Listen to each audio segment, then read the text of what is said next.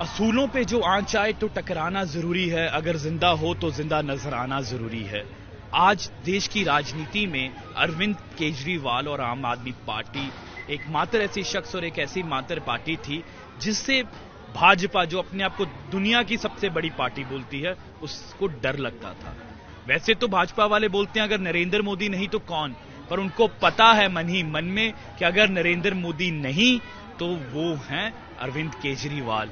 और इसीलिए ये कोई शराब घोटाला, कोई केस नहीं है। केस क्या है? केस ये है कि अरविंद केजरीवाल ने एक चौथी फेल राजा को बोला कि तुम चौथी फेल राजा हो। ये कसूर है। और ये पिछले 2-2.5 साल से नरेंद्र मोदी रोज सुबह उठकर सबसे पहले ईडी से ये पूछते थे कल गिरफ्तारी क्यों नहीं हुई, मुझे आज चाहिए। 2-2.5 साल से उनकी यही मंशा थी और देश के हर देशवासी ये जानते हैं। पर मैं आपको बता दूं, जेलों को, किसी को जेल से डालने में कभी कोई खत्म नहीं होता। अरविंद केजरीवाल एक सोच है। अरविंद केजरीवाल वो सोच है जो देश के हम जैसे लाखों नौजवान पूरे देश में वो उनको फॉलो करते हैं और इससे पार्टी बढ़ेगी। दूसरा, आपने पूछा कि अब सरकार कैसे चलेगी। मैं आपको बताऊं, हमारे देश का संविधान ये अलाउ करता है कि कोई भी शख्स जो जेल में है वो एमएलए एमपी का चुनाव लड़ सकता है, और अगर वो चुनाव लड़ सकता है तो मंत्री और मुख्यमंत्री बन सकते हैं। अरविंद केजरीवाल जेल से बैठकर अपना राजधर्म निभाएंगे। वो दिल्ली के द्वारा चुने हुए मुख्यमंत्री हैं, 3 बार उनको चुना गया, और वो जो फाइलें जाएंगी अब जेल में बैठकर स्कूल बनेंगे, मोहल्ला क्लिनिक बनेंगे और अस्पताल बनेंगे। असूलों पे जो आंच आए तो टकराना जरूरी है, अगर जिंदा हो तो जिंदा नजर आना जरूरी है। आज देश की राजनीति में अरविंद केजरीवाल और आम आदमी पार्टी एकमात्र ऐसी शख्स और एक ऐसी मात्र पार्टी थी जिससे भाजपा, जो अपने आप को दुनिया की सबसे बड़ी पार्टी बोलती है, उसको डर लगता था।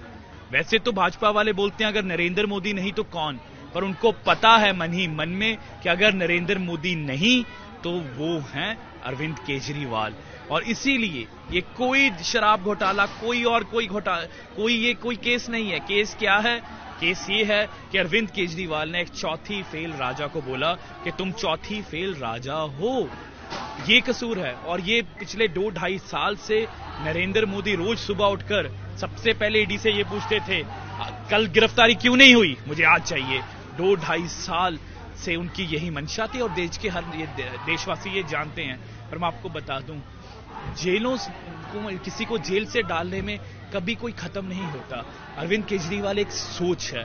अरविंद केजरीवाल वो सोच है जो देश के हम जैसे लाखों नौजवान पूरे देश में वो उनको फॉलो करते हैं और इससे पार्टी बढ़ेगी। दूसरा, आपने पूछा कि अब सरकार कैसे चलेगी।